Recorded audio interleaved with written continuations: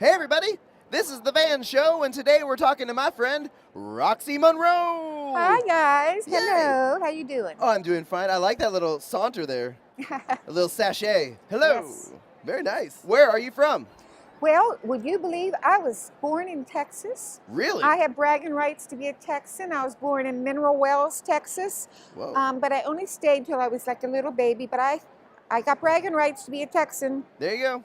And then I grew up in Southern Maryland on the Chesapeake Bay, and now I live in New York City. Woo. Now, Roxie, what do you love about New York?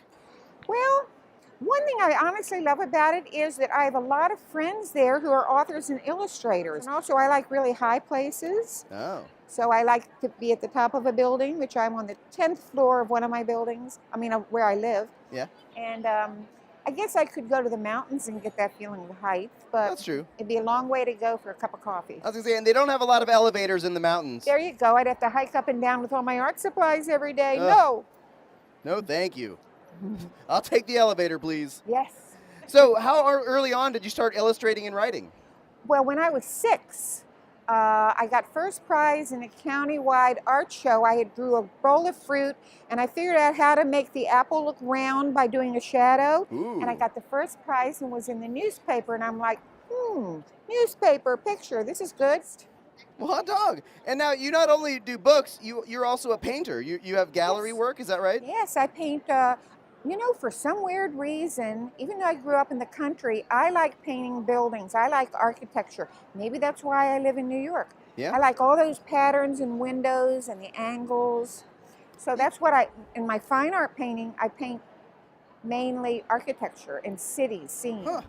But That's in cool. the books, as you know, the books go all over from animals to mazes, Yeah. all sorts of things. Absolutely. And I guess New York's a good place. They have a few buildings there, I There hear. you go. A In few fact, anyway. I lived in Hawaii for a while, and instead of painting like the flowers and the mountains and the sea, I painted the buildings. And Hawaii is not known for great architecture, so it was kind of a stretch. You do a lot of different types of books. One that I'm really interested in is your gamification books. How did you get involved with that? Well, if you think about it, even the very first books I did, they're called the inside-outside books. You look at the inside of something, in a building or a city, and then you look at the outside, and then you wonder what's it like to look down, looking from the inside or down the subway tracks. And even that's a form of gamification. Ooh. Yeah. And what was your inspiration to start doing games and books? Well, first of all, I'm a nonfiction author. Okay. And what that means is I'm bad at making up stories. So I'm better at real life. I don't know, it just kind of happened. And when I started doing the maze books, which were, by the way, stimulated by a 4th grade boy in Connecticut who asked a question about one of the inside-outside books, I had this book with the whole spread of New York City, every building, millions of buildings, the Statue of Liberty, Wow. New Jersey, Brooklyn. And right in the middle was of all these millions of buildings was the Flatiron, which is an unusually shaped building. I also had the Flatiron as a featured big painting in the book. So the 4th grade boy raised his hand. He said, I want to ask you about the Flatiron. And I opened up and I said, oh, you mean this, big Flatiron? He said, no, I mean the other one. And I'm like, the other Flatiron? And I opened up my book, and in the gutter is the where the book comes together in the middle. Oh, right. In the gutter was a little teeny picture of the Flatiron among all these millions of buildings. And I'm like, I had this revelation. Children pay attention to all these details. Yep. It blew my mind. And then I started doing search and find and maze books. Rodent Rascals. Yes.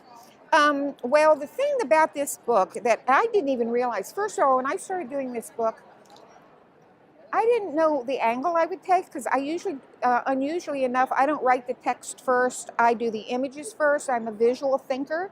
You know how children are visual learners? I'm Yeah. a visual thinker. So I conceive of the book in pictures and then write the text. So in this book, I didn't know my real angle. I knew I was going to do it by size. So each one's real size. But I didn't realize I was going to like them so much. I fell in love. I fell in love with my characters. Now, I know this may be difficult, but can you think of one of your favorite characters and show us a picture of it from this book? In this book? Yeah. Well, there are a couple, I have to say. But one of them, first of all, I love this page. The prairie, well, you guys have prairie dogs here. Oh, yeah. Do you know that they have the most extensive language of almost any animal? Really? They can tell whether they can let they have these tunnels underground, right? This is the scout. He's like at the top, keeping an eye, and he can tell if a horse is coming, a bird is coming, a car is coming. Then he can describe how fast it's coming. Really? How big it is. And he can do all that with different barks and language. He has a very extensive, so he's one of my favorites. And this Wow. one I also like because even though it looks fat, it can jump 6 feet straight up in the air when it wants to. Whoa, and what's that one called? This is this is a chinchilla. Soft. And the other one that I'm crazy about is the hero rat, this guy.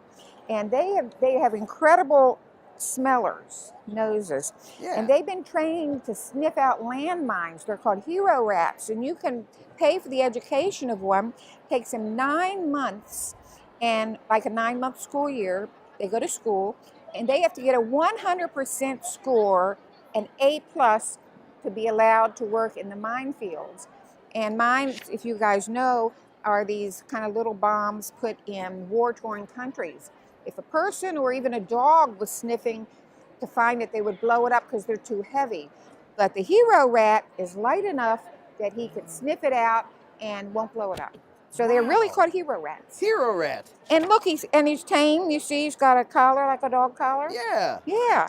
That's so cool. They're my faves. Those And two are my faves. there's lots more rodents in there, right? Yes, there are a lot. Goodbye. Bye-bye.